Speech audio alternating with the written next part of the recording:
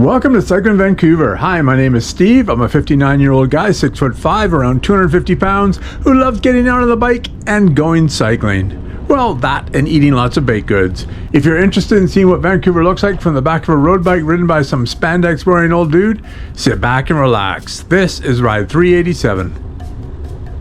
Today is Sunday, February 23rd, 2025.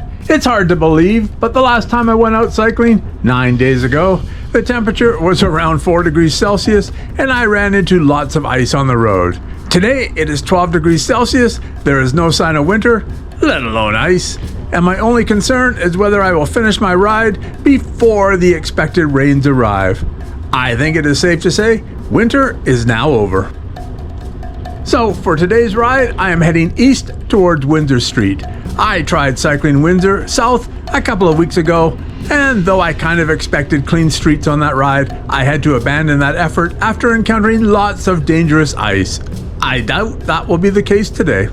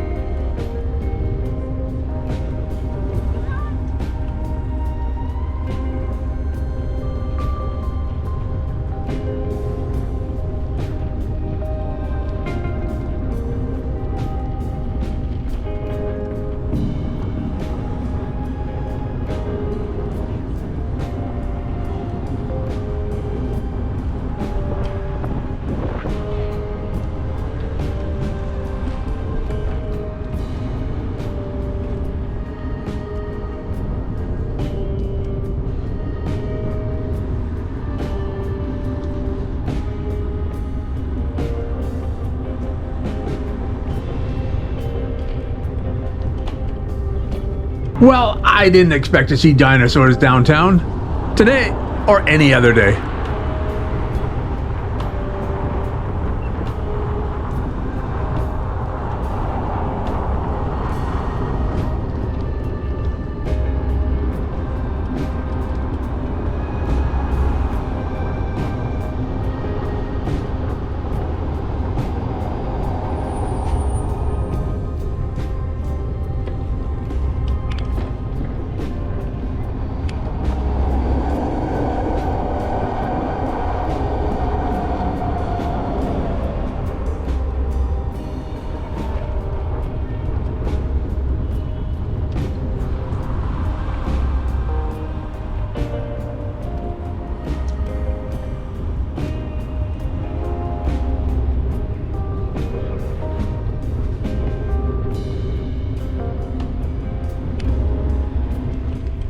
The area south of Science World is closed off. There seems to be concerns whether the decking is safe for pedestrians and cyclists, and until they conclude that it is in fact safe, cyclists are being diverted around it and directed onto Quebec Street. The last time I took that diversion, some driver decided to join me. Hopefully the city has eliminated that possibility now.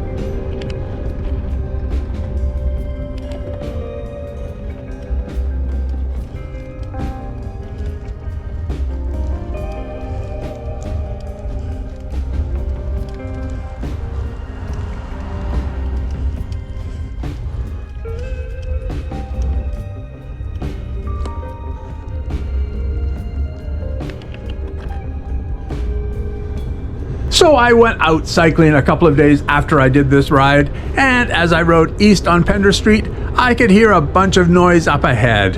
As I got closer, I saw a large crowd, around 100 people or so, chanting and waving signs declaring that Canada wasn't for sale. I realized that the office tower housed the U.S. consulate. Being a Saturday afternoon, I was wondering why were these people giving up their dry weekend afternoon to stand outside shouting at the sky as if anyone actually cared. Of course, it was totally performative. So, as you've likely heard, President Trump, master troll that he is, has been having fun with Canadians by referring to our country as the 51st state and calling our Prime Minister Governor.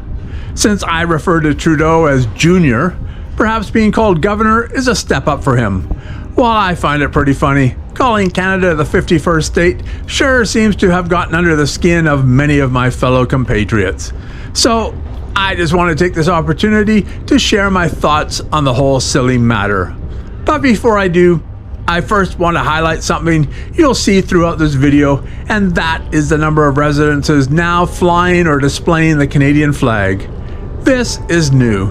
It's probably a mere pittance compared with the number of flags you would see displayed in an American city or town, but for Canada, this is quite unusual. Long ago, when I was in elementary school back in the 1970s, I remember watching some film about Canada. The narrator talked for 15 or 20 minutes about the virtues of Canada while we looked at various scenes from across the land. Then the narrator concluded by saying that the only people who didn't seem to appreciate how great Canada was were Canadians themselves. That sentiment has long stuck with me, and there is some truth to it. Since my family first got a television, we have mainly watched American shows. That wasn't because there were no Canadian shows. There were Canadian productions like The Beachcombers, for instance, but the American shows were better. They looked better, they sounded better, and they were more interesting. The Beachcombers may have been the exception, but American shows like All in the Family, MASH, 60 Minutes, etc. dominated our attention, and it continued year after year. It was the same with movies and generally music as well. Though we did have Anne Murray, the Guess Who, and a few other notable musicians, we all mainly listened to American music. For as long as I can tell, it always seemed that Canadians suffered from some inferiority complex. If you made it in Canada, that was good. But in reality, there was this notion you hadn't actually accomplished anything until you made it in the US. That's why Shania Twain and Celine Dion became household names, whereas the Tragically Hip did not. Michael J. Fox became, and remains, a Canadian icon because he dominated American TV on Family Ties and in movies like Back to the Future. Even though he has not had any great success in decades, it doesn't matter. He made it there, and that's what counts. It was as if a Canadian's worth depended on non-Canadians loving their work or societal contributions. That, of course, is kind of odd. It is also quite different from that of our neighbors to the south. As we all saw on our televisions and in our movies, Americans were not only extremely patriotic, but they were also demonstrably so. Think of those two great movies, Miracle or Top Gun, for example. Miracle tells the story of the 1980 U.S. men's Olympic hockey team and its thrilling defeat of the dominant Soviet team. Top Gun extols the power and supremacy of U.S. fighter pilots, and the movie became a massive global success, even spurring a future very successful sequel. I could name many other American movies that play on that patriotic nature. Americans are proud and patriotic not because some Americans made it big elsewhere, but because they are American and they just made it. In America. It's as if Americans naturally expect that anyone who makes it big in their country can automatically make it big in every other country. So, any American who makes it big in Canada just doesn't count. That's just expected.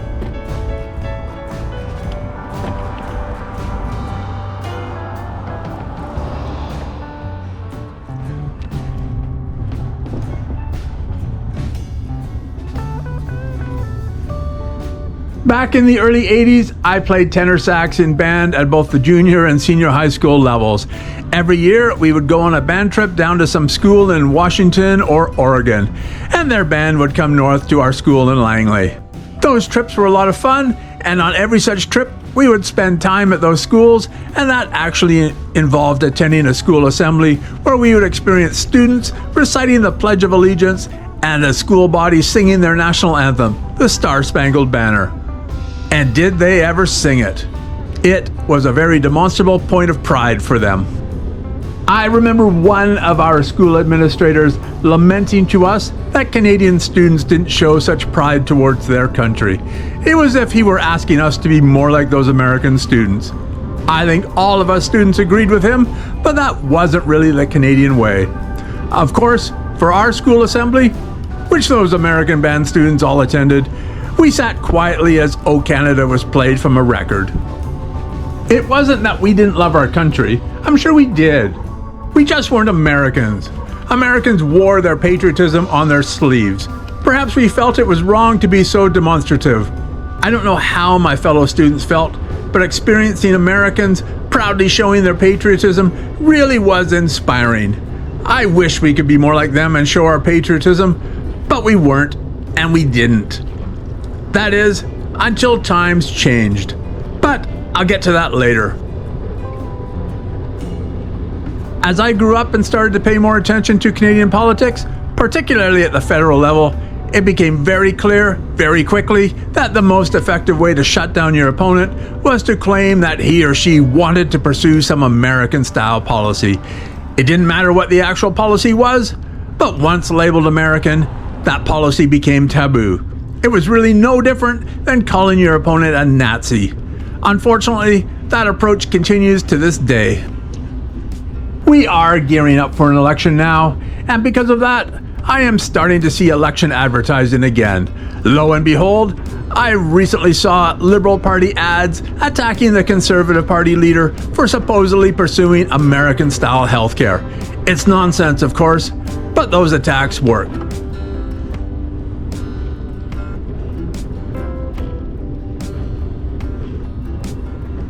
So, could Canada actually become a state?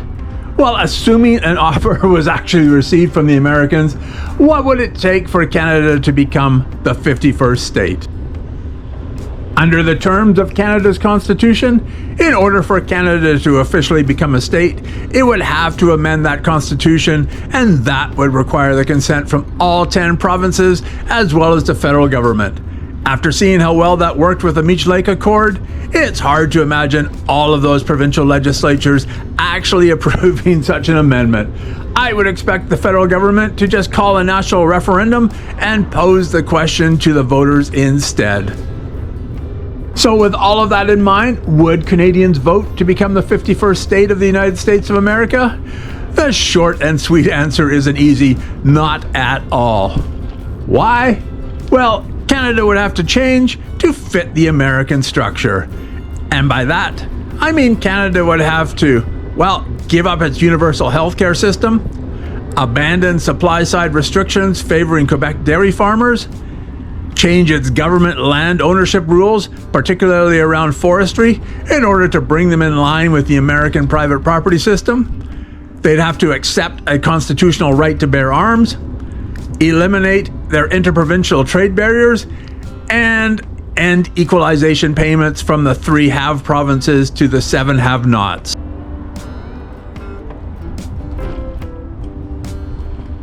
And what would Canadians gain by joining the US? Well, we would get a much larger economy to trade or work in, lower taxes, a dollar with greater purchasing power, actual military power, and of course, we would no longer need to stop at the border or use a passport to cross into the US. But then we would also have to give up our desire to preen about not being American and our sense of moral superiority. Being that most older people will focus on the healthcare aspect, and since they are the ones most likely to vote, it's hard to imagine that even a simple majority of Canadians would vote to give that up and officially become the 51st state.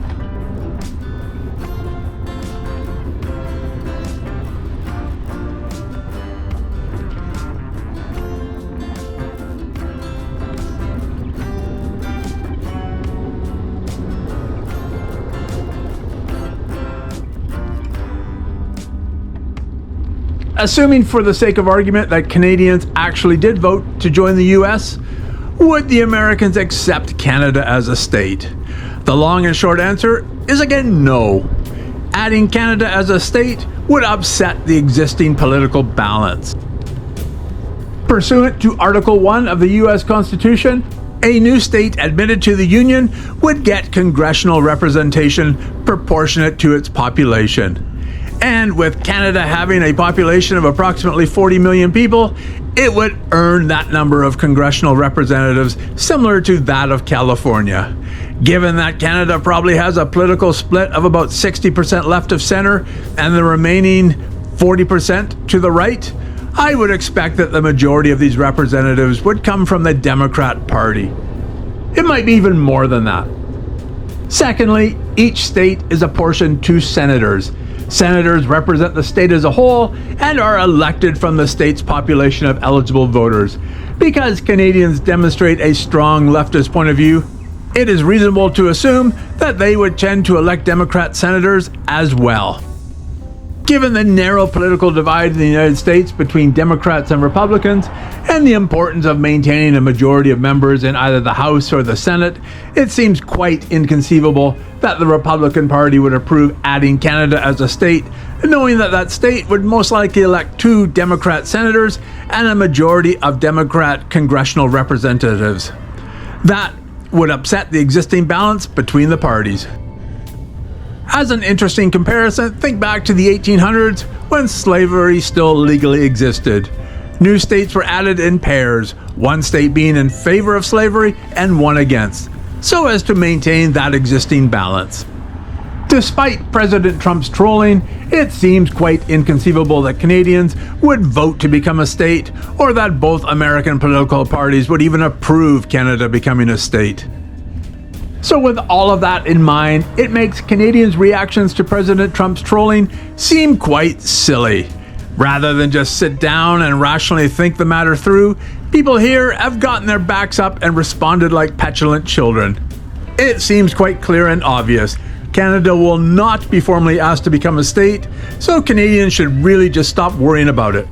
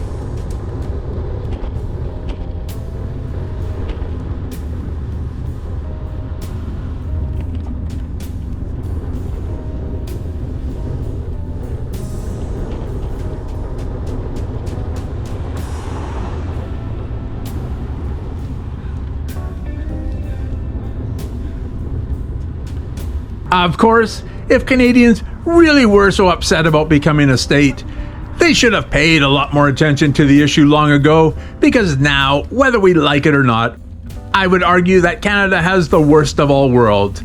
It already is the de facto 51st state, but it just doesn't get any political representation in DC. Why do I say that? Reality.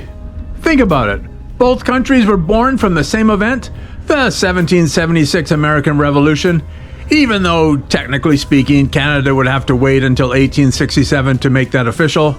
We both have similar legal systems and similar enough political systems, all deriving from the United Kingdom, of course. We speak the same language, watch the same TV shows, listen to the same music, eat the same foods, and watch the same sports, often involving teams from both countries. Except football, of course. And Canadian football kind of sucks.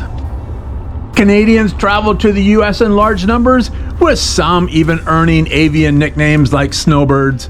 Well, Americans like to head north to hunt, fish, ski, and shop, and spend their high-value dollars and drive up local prices. I have been through many areas in the US, met lots of people there, and were it not for some odd accents, I would be hard-pressed to tell you whether they were Americans or Canadians. We have far more in common than not, and we all tend to dislike watching soccer. Earlier, I mentioned how it was unusual to see Canadians demonstrate their patriotism. That changed in 2010. That year, Vancouver hosted the Olympic Winter Games. I was living in Vancouver's West End at the time, and in the evenings I would often go out, walk along Robson Street, and check out the festivities. I think it was on the night that the Canadian men's hockey team beat Norway, a game we were overwhelmingly expected to win, that I walked to the intersection at Granville and Robson and saw something I had never seen before. There were a couple of hundred young people dancing and jumping around in the intersection, waving Canadian flags and singing our national anthem at full volume. They sang, and they sang, and they sang. Kind of like the Who's of Whoville singing their Christmas songs. I was shocked and yet proud. Canadians were publicly showing their patriotism just like Americans. Several days later, the Canadian hockey team played the US team in the gold medal game. The city was quiet and very tense, and you could feel it. If you had to drive that day, that was the perfect time to do so. It seemed most Canadians were hunkered down in front of a TV, wherever that was, and I doubt there were many cars out on the roads. Every time Canada scored, the city rang out with cheers and blasts from air horns and other noisemakers. It was incredible. Something I would only again experience when I was in Naples in May 2023 when Forza Napoli won their league title. And after Sidney Crosby scored the winning goal in overtime, it seemed like everybody poured out onto Robson Street at the same time and marched east. Along the way, we ran into a small group of American hockey fans. But rather than gloat about our team winning, the overwhelming crowd sentiment was to act respectfully towards them. There was some ribbing and whatnot, of course, and they gave some in return. But rather than descend into chauvinistic ugliness, the teasing was light and fun. It was a party-like atmosphere, and those Americans participated in it, even though their team had just lost. Of course, now, with the threat of tariffs and President Trump's trolling, Canadians have gotten their collective backs up, and some have taken to booing the US anthem, particularly at the recent Four Nations face-off, but also at other events as well. And Americans have returned the gesture. Personally, I don't care. Both nations share the freedom and liberty to express themselves, and as we saw with the hockey, the heightened tension helped turn that competition into an extremely intense, enjoyable event. Probably more so because, of course, Canada won. Of course, Canada needed to win that.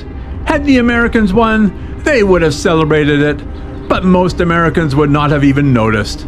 They are used to being the best at so many things, except their education system. And hockey really isn't all that important to them. Canadians, on the other hand, needed that. Had we lost, our inferiority complex would have kicked in, and we would have demanded a royal commission be struck to investigate our failure. So why is that? We have a huge landmass, but a relatively small population. We have a first world economy, but a domestic market too small to support our lifestyle, so we have historically produced stuff and sent it south. Approximately 80% of the goods and services produced in Canada depend on access to the US market.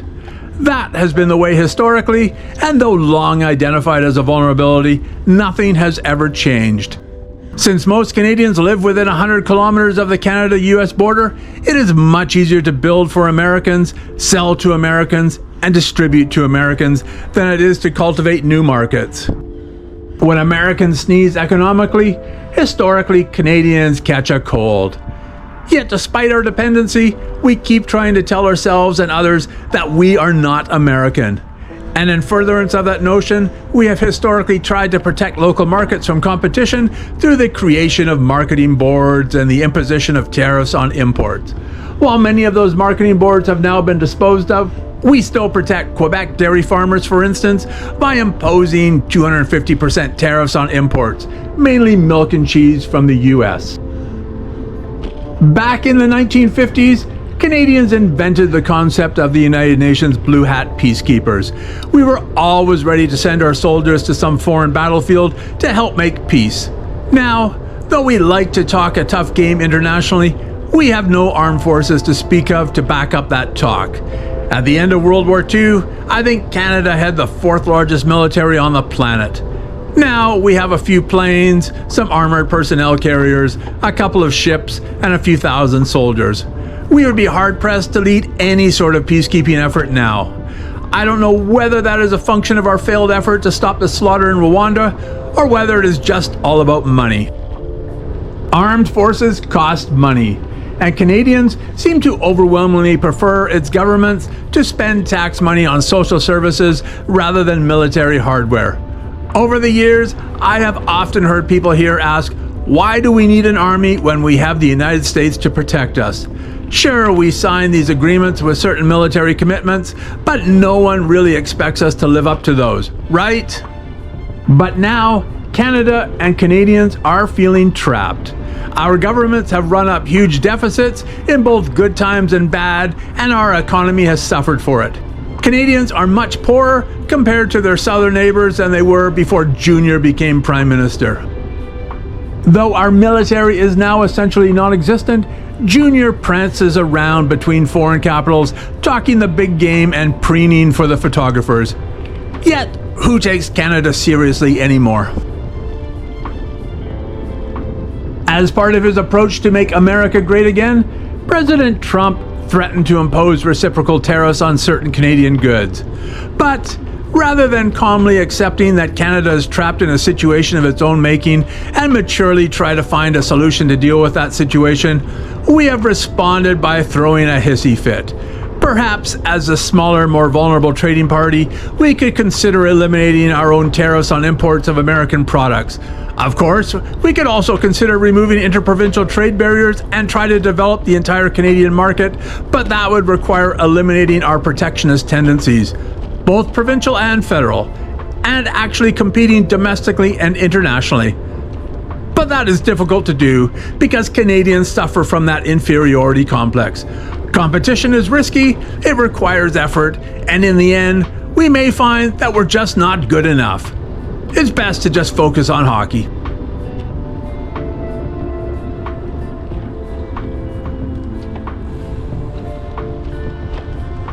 Of course, we always have the Winter Olympics in 2026 to look forward to. I bet our men's hockey team is again going to dominate the sport and bring home the gold medal. Perhaps the women's team will as well. That'll be good. We'll need that.